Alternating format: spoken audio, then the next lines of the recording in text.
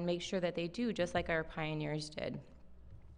So, and my paper actually started out by addressing how Adventists have often been viewed as not being supportive of women's suffrage. Women's suffrage during the Victorian, and I start way back in the Victorian age, when there were a lot of female preachers, not just Ellen White, but a lot of churches had female preachers that would bring in audiences. Catherine Booth, who's the co-founder of the Salvation Army, is one of the most famous ones. And many of these groups were kind of ambivalent towards women's suffrage, that even the women themselves may have been unsure whether that was a place for women, whether they should be involved politically or if they should just be involved trying to elevate people's religious and spiritual attitude. But as time went on, even though Adventists didn't have an official stance on women's suffrage, it became quite clear that individuals in the Adventist church did start supporting women's suffrage. So I'm going to talk, I guess, a little bit about that, because there's a lot of research that people have argued the opposite, but from what I found, it's actually not quite the case. Some people cite a quote that Emma, that's my daughter's name, Ellen White said in 1864.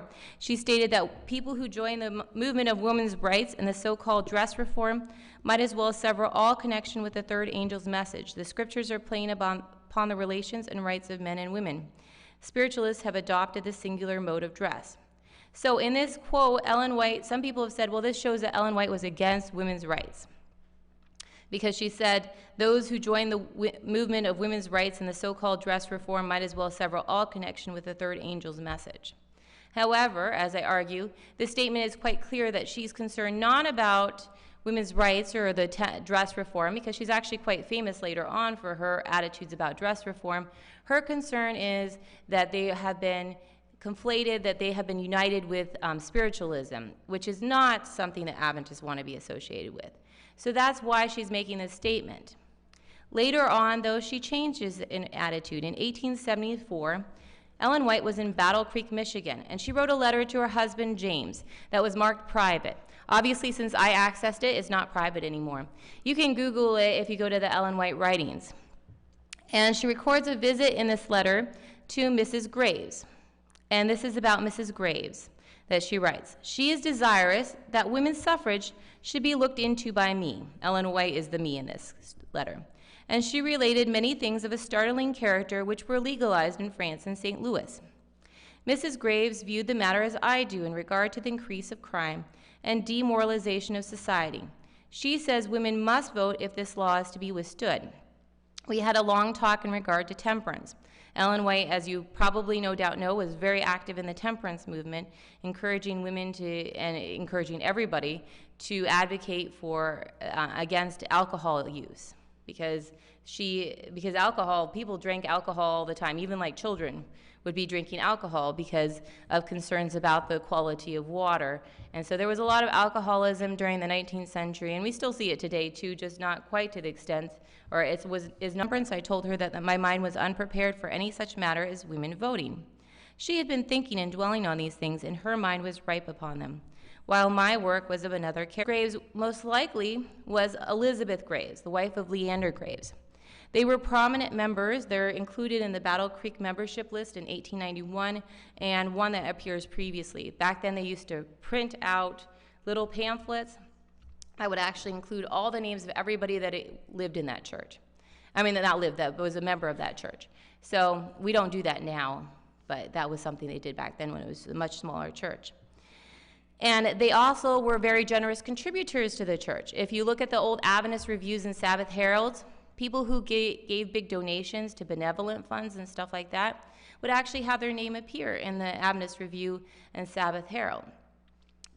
We obviously don't do that, not even in I guess we do sometimes, like in the Southern's little paper that they send out. If you send in enough money, they'll write your name and print it out.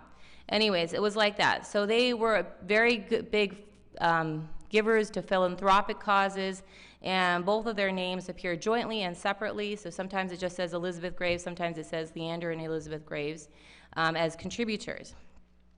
They were early converts to Adventism when they were living in Bucksbridge, New York in 1854.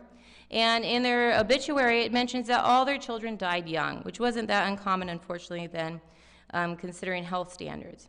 As a result, they treated the Battle Creek students as surrogate children and had over 300 students room with them. Leander was a skilled builder and helped, and not all at once, by the way, 300 over their lifetime. Just want to clarify there. Leander was a skilled builder and helped construct the old Battle Creek Sanitarium, Review Office, and other denominational buildings. This couple were prominent Adventists who interacted frequently with future church leaders in the form of college students. So clearly she was somebody who was influential. If she was so influential and she was interested in women's suffrage in order to promote moral values, there were undoubtedly other Adventist women were involved in the suffrage movement.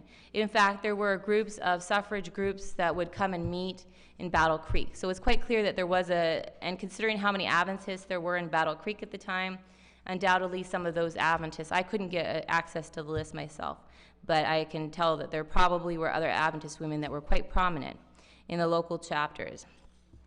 Gilbert Ballantyne, who lives in La Sierra University. His wife works down there now. He's retired, but he's from New Zealand himself. He researched on Adventist women in New Zealand who were involved in championing women's suffrage, and he came across Margaret Carroll, a dentist who worked in Napier, New Zealand, who converted to Adventism in 1888. She was a well-known social reformer and participant in the Women's Christian Temperance Union and the women's suffrage movement. In fact, she was given a license by the New Zealand Conference during Ellen White's stay there. Ellen White actually stayed with the Carrows in 1894. Ellen White praised Carroll and her work and retained their friendship for years afterwards. When she was in California, she writes letters to Margaret Carroll. So they remained close friends for a long time, and she helped out her daughter-in-law. No mention is made of women's suffrage, but Ellen White must have been aware of it because during this time, this is when New Zealand legalizes women's suffrage. They give women the right to vote. Australia also, when Ellen White was in Australia, is the time period when women were given the right to vote as well.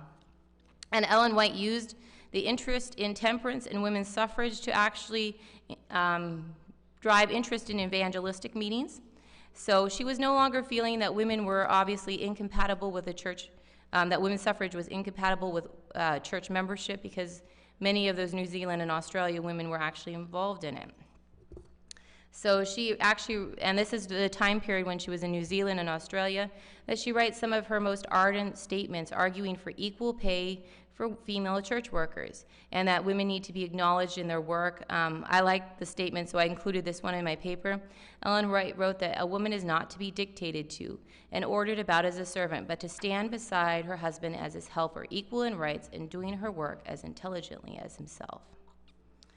So her attitude had obviously changed. She encouraged Adventists to be actively involved in the WCTU movement, which is the Women's Christian Temperance Union, partially because she was such an active and ardent advocate for temperance and for back to the whole alcoholism and recognizing that alcoholism led to immorality and to, wife beating and things like that as well.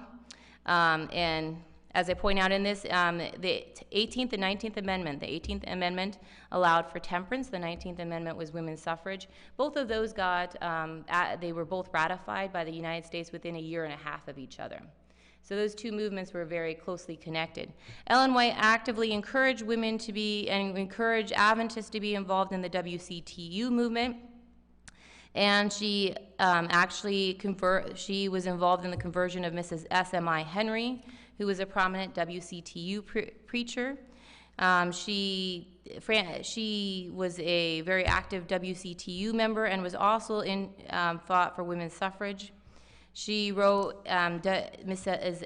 S.M.I. Henry wrote that women should be ready to occupy all posts, to lead all charges, to storm all strongholds of the enemy, to fight all battles. Upon the death of Frances Willard, the founder of WCTU and famed for her promotion of temperance and women's suffrage, Henry wrote a hagiographical piece on Willard for the Advent Review and Sabbath Herald, extolling Frances Willard as the greatest woman in God's appointed agent. So Ellen White was involved in this woman's conversion to Adventism. Anyways, following the death of Ellen White, At first, we have a time period where things progress. The Adventist official periodicals start to encourage women to vote and talk about women as early as 1894. The Signs of the Times was printed a picture of Vice President Marshall signing the resolution for women's suffrage later on. And the Lake Union Herald was the most prominent one that was advocating for women's suffrage. In January 29, 1919, S.B. Horton, a prominent religious liberty advocate, urged women to vote on the temperance issue, reassuring women and men that voting for prohibition was an appropriate cause and enlisting Ellen White's statements for support. The article was given prominent front-page coverage. On February 5, 1919, he reiterated his admonishment to vote and included complete instructions for women from the Battle Creek Evening News on how to register to vote. This is even before voting for women was allowed nationally, but the state of Michigan had ratified it. So he was encouraging those women that could now vote to vote. On February 1919, Horton assured women that although women's suffrage had not been nationally extended, Michigan women could vote, and when the vote was extended nationally, continued to urge women to vote. The Canadian Messenger in 1921 echoed it by openly advocating that women's suffrage prior to Canada advocated for women's suffrage prior to Canada granting women full suffrage too. It called women's suffrage one of the most significant developments in democracy. The author contended that women are mentally as capable of grappling with public problems as men, and that only heathen cultures viewed women as inferior, while the Bible establishes as women equal to men and capable of leadership. So that was interesting. Anyways, on my findings. So the Adventist Church, in the end, by the late teens, was very much for women's suffrage and encouraging that. I'm also going to talk very briefly about John Byington. This is the piece that Brian Strayer put together. He actually wrote a book fairly recently, rather lengthy book on John Byington. If you really, really love Adventist history, you might enjoy reading it, but it's really long.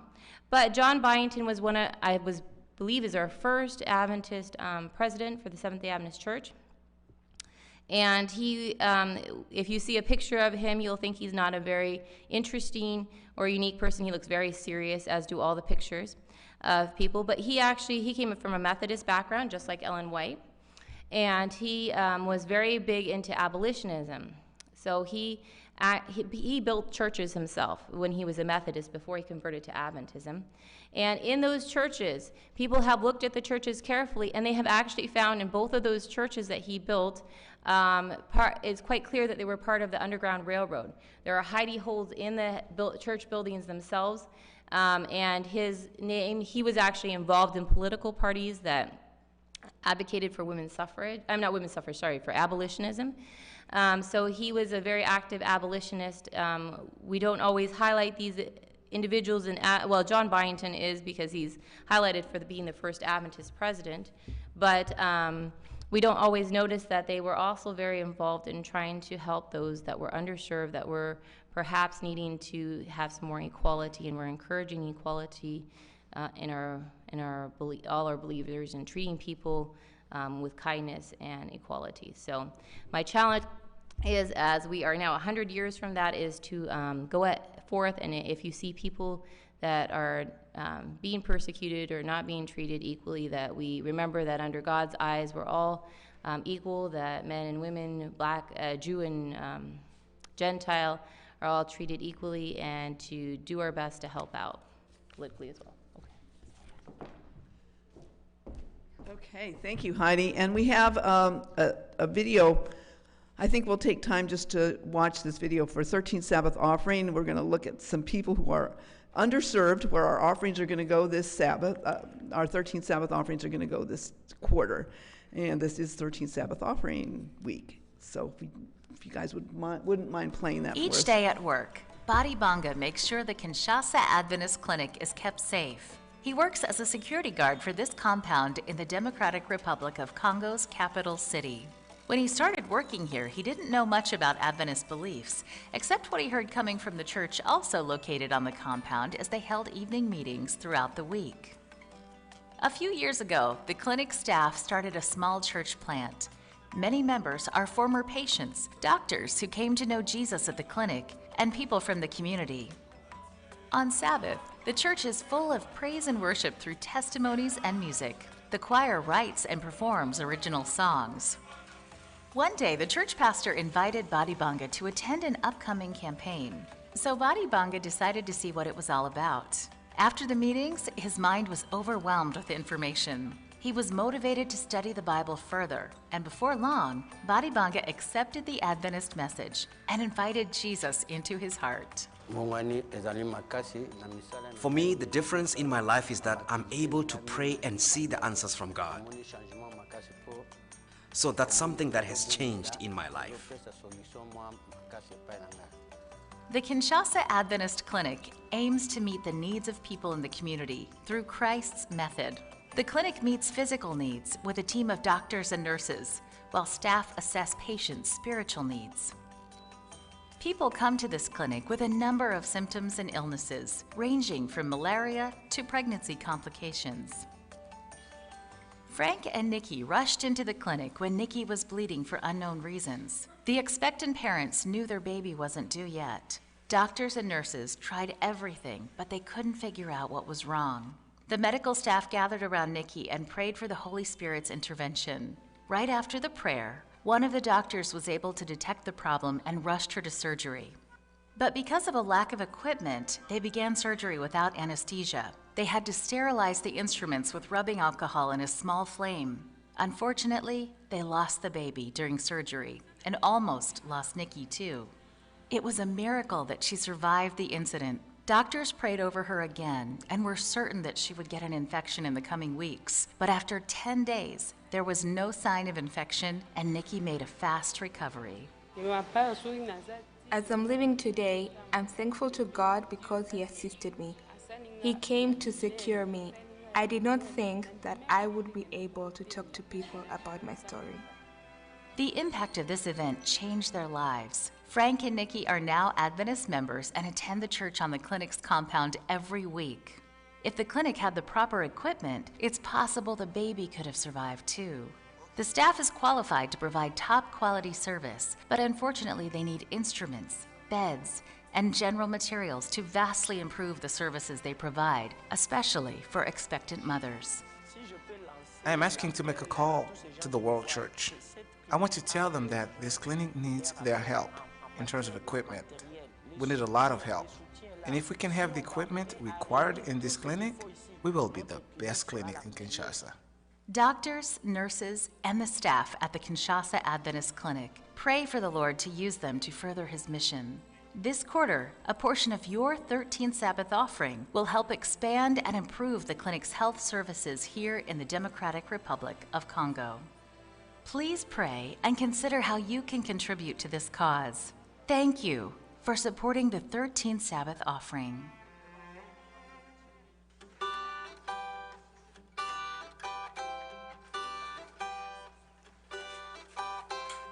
"12-year-old Bomlock loves to share Bible stories with Feltz. She has a pile of characters and scenes to choose from. Even though she's so young, she teaches the children's Sabbath school class, which meets inside this converted shipping container. On Sabbath morning, this church is filled with worship through song, Bible study, and prayer.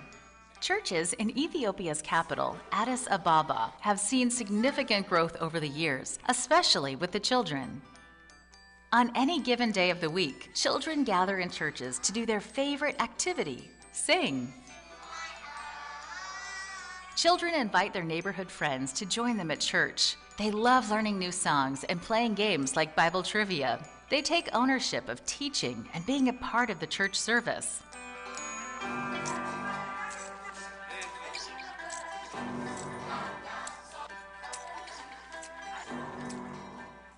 Teodro's family was not Adventist, but lived near this church. From his house, he could hear the kids singing. At just 3 years old, he wandered down the street to check it out. He loved it. Soon, Teodro and his siblings were at the church every Sabbath. Their parents noticed that the children's behavior had improved and were curious about where they spent so much time. What was happening? The kids begged their parents to come to church with them. When they finally did, they were impressed by what they saw. This was the right church for their family. 15 years later, they are still grateful to their children for introducing them to the Adventist Church. We love our church very much. What they are doing there is helping us to think, meditate, and be better Christians. Not only that, our home and our church is the same. What we have here, we will take to the church. And if we need something, the church will help us. The church is our family. We are one. We are very happy to be Adventist. The Sabbath School program has taught many children about the love of Jesus, but if you visit Baumlock's class, there might not be enough room for you. The children only have this small, dark section inside the old shipping container. Baumlock and the other children pray for the day when there's more space in their Sabbath school. Then they'll be able to invite all their friends to come and not have to turn anyone away. A portion of your 13th Sabbath offering this quarter will help build a new shelter at this church and several other churches across Ethiopia that need more space for the children.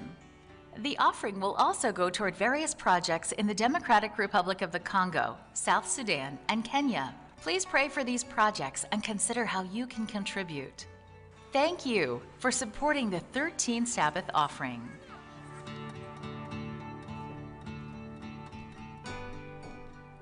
Okay, yeah, those converted shipping containers, that my brother-in-law and sister-in-law lived in one of those for a while when they were working in Africa in a hospital. So it's time for us to separate for classes. So you can see on the screens where the classes are, one over here, one in the back, both doors. You can go through either one of the doors and you'll find a Sabbath school class. So please join a Sabbath school class and join us in studying our Bibles this morning.